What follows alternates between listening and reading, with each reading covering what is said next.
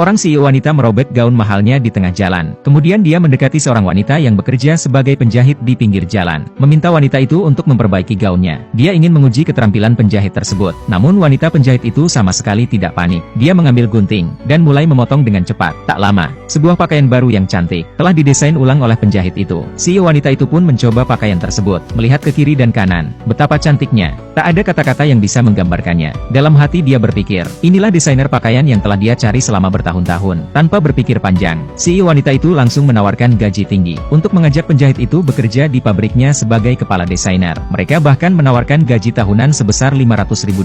Namun penjahit itu, karena sudah lama tidak bekerja, kehilangan rasa percaya diri dan merasa dirinya tidak pantas. Selain itu, anaknya juga tidak mendukungnya bekerja di luar rumah. Melihat situasi tersebut, para pelanggan mulai memberi saran pada penjahit untuk tidak menyia-nyiakan keterampilannya. CEO wanita itu mendengar penjahit itu rela mengorbankan karir demi keluarga dan merasa sangat sayang. Sebelum pergi, dia mengingatkan wanita itu untuk hidup untuk dirinya sendiri, lalu meninggalkan kartu nama dan pergi. Penjahit itu pun berniat untuk pulang, dan memberitahu anaknya bahwa dia dipilih oleh CEO wanita untuk menjadi desainer di perusahaan tersebut, dengan gaji $500.000 setahun. Namun anaknya langsung menganggap itu hanya kebohongan, mencaci maki ibunya karena tidak berpendidikan, dan sudah tua. Bagaimana mungkin bisa mendapat pekerjaan, apalagi gaji besar seperti itu? Melihat anaknya tidak percaya, wanita itu akhirnya mengeluarkan kartu nama tersebut, dan berniat langsung pergi untuk wawancara kerja. Sementara itu, menantu perempuan percaya dengan cerita tersebut. Namun anaknya mengira ibunya sudah kehilangan akal sehat. Dengan panik, dia mencoba menghentikan ibunya. Tidak hanya itu, pria yang kejam itu bahkan meminta istrinya untuk membantunya mengunci ibu mereka di dalam rumah. Kemudian dia memberi perintah tegas pada istrinya. Setelah dia pergi dinas luar, istrinya tidak boleh memberi ibunya makanan enak. Cukup memberi 1 roti kukus per hari, asalkan ibunya tidak mati kelaparan. Setelah pria itu pergi, wanita itu berusaha meminta menantunya membuka pintu. Namun menantunya takut akan ancaman suaminya. Wanita itu baru menyadari bahwa anak yang dia besarkan ternyata seorang pengkhianat. Ternyata dulu, ketika dia masih muda, dia adalah seorang penjahit yang sangat berbakat. Namun suaminya tidak ingin dia bekerja di luar rumah.